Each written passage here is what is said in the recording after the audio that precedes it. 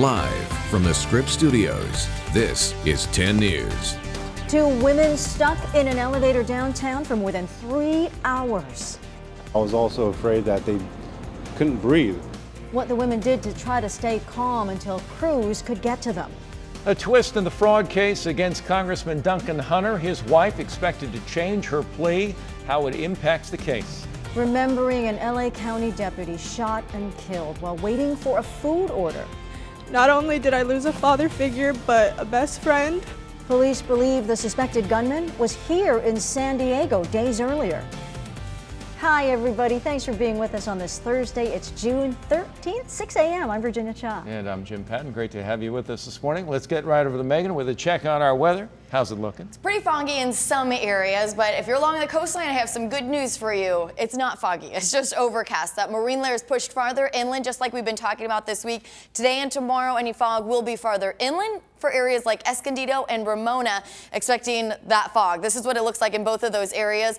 Visibility in Ramona since we went on air at 4:30 has been about 0.3 of a mile. Escondido has been holding pretty steady, less than 2 miles.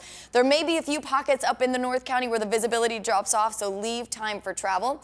We'll see temperatures climbing to the upper 60s to low 70s at the coast today, and mostly 70s inland. I'll pinpoint where I am forecasting a few low 80s when I come back in just about 8 minutes. How's the commute looking, Kalina? Well, it's not too bad, and we do have some good news on the 52. This crash that we had earlier right at Mass finally just cleared out of the way.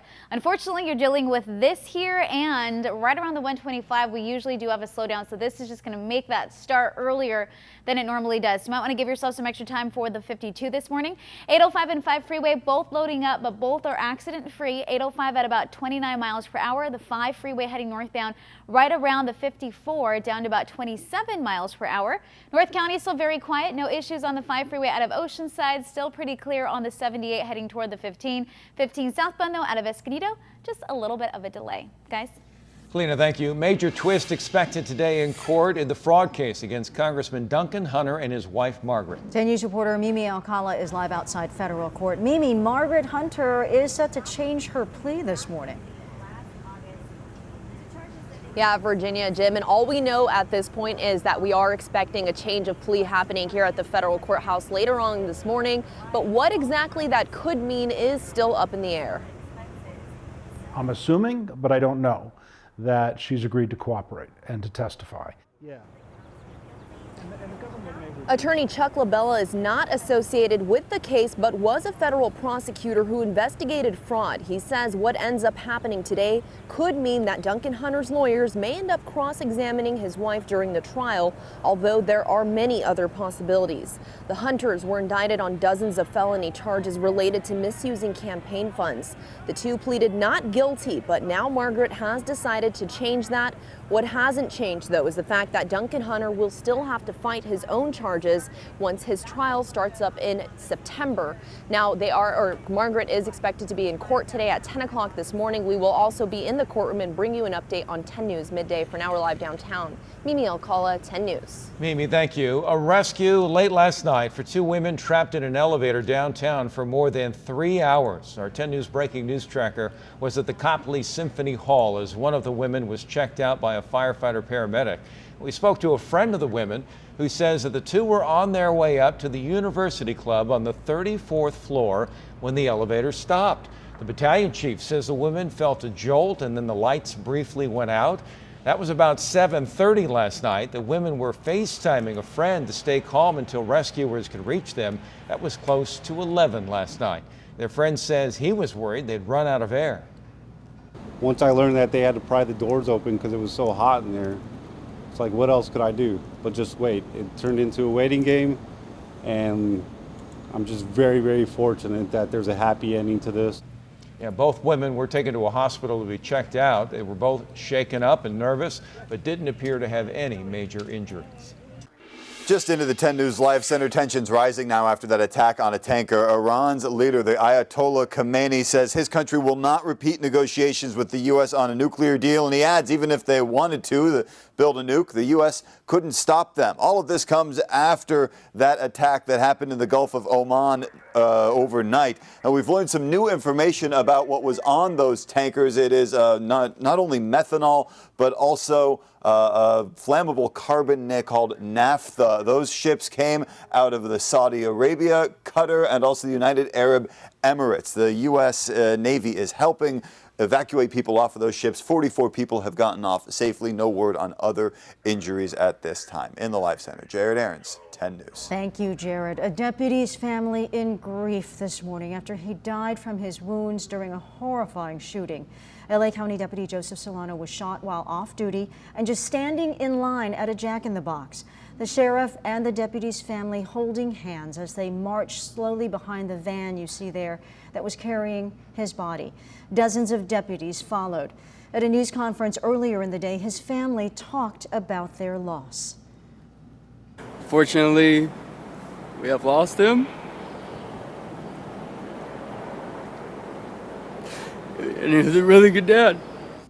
Investigators say Deputy Solano is one of 2 people killed by a man who started his Southern California crime spree in San Diego. Police suspect Rhett Nelson robbed 2 7-Elevens in Point Loma and in the Midway District. In both cases, he threatened the clerk with a gun. They also believe he targeted 7-Elevens in Lemon Grove and Carlsbad. He was arrested in Long Beach on Tuesday. Police say he is from Utah and was reported missing last month. New from overnight, Highway 78 in Ramona is now reopened after this car fire started a small brush fire late last night. Firefighters put out the flames before it spread. According to CAL FIRE, the vehicle hit a power line, knocking out power in the area. SDG&E crews still working to restore that power this morning. Now, a 10 News Morning Original. New reporting first at 6. After a 30-year legal battle, a hiking trail in La Jolla is reopening to the public. 10 News reporter Jared Aarons is in the Live Center. Jared, it goes to the coast, but some neighbors aren't happy about this. Yeah, the trail overlooks the cove right here on Princess Street. And I'm going to zoom in on this map. You can see it's right in between a couple of houses down here at the bottom. And in between those 2 houses, the owners of one of them put a gate in that blocks the trail. But the Coastal Commission says that they have to reopen that land now, and work is underway to get it ready for everyone to enjoy. Each tree branch removed, every load of brush cleared away, brings Melinda Merriweather closer to a moment she's been fighting for 23 years. I can't wait to take my grandchildren down that trail. Yeah, I can't wait. Merriweather hiked this trail to the coast back in the 60s. Getting it open again has become her life's work. It's not been an easy battle, and it's been pretty ugly. A battle with homeowners who closed the trail, putting up a gate to block it. The Coastal Commission ruled in 2012 they had to take the gate down. Now, San Diego's Environmental Center is using a $38,000 grant to start restoring the trail. We're finding more and more kids are glued to their screens. We want to get them out into the natural world.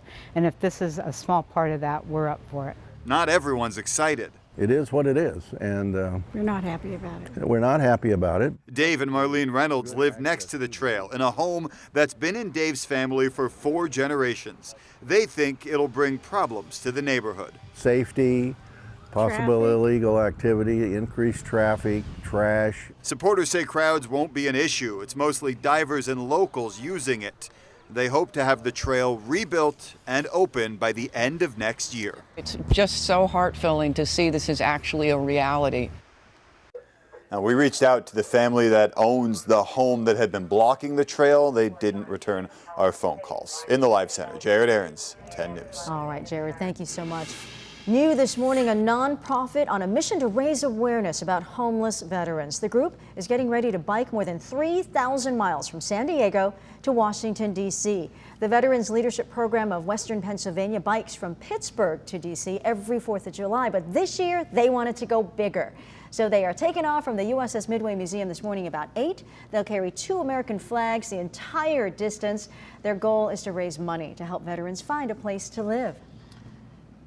They're going a lot bigger. Yeah. That's a long stretch. Much longer distance. That's a long drive. I know, let alone biking it. It's a long flight even, so good for them. All right. So there is some fog out there this morning, not along our coastline, so that is good news there. It is overcast, but if you're in Ramona or Escondido in particular, it is pretty foggy. Ramona has been our big trouble spot where visibility has been less than half a mile for a few hours now.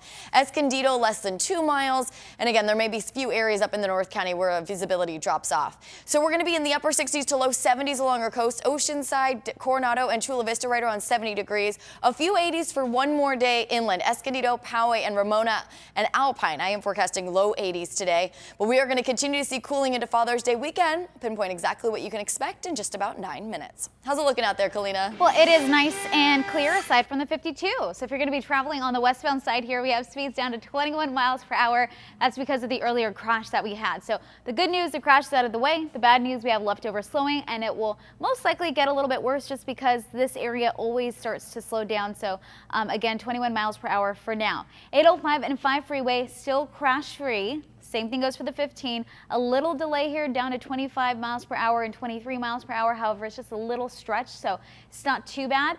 And then we do have a car that's over on the shoulder right now on the 78 right at San Marcos. It looks like they're changing a tire, so hopefully everything stays safe out there, but that is in the way, so just make sure you give yourselves a little extra time, guys. Kalina, thank you. Police revealing the plot to kill Red Sox star David Ortiz, the suspects who targeted him for money. A big win for 9/11 first responders after Jon Stewart's impassioned plea to members of Congress. In a powerful moment that seemed unlikely, former NFL football player Bruce Walton dancing with his daughter, even though he can't hear their song. How the two found a way to make it work.